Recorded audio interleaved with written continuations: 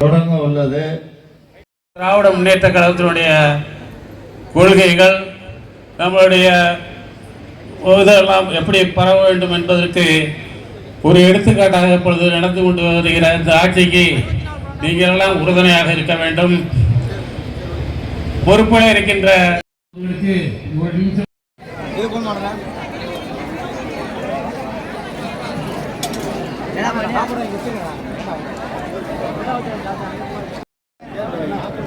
சாப்பாடு நிலையில திட்டுவாங்க.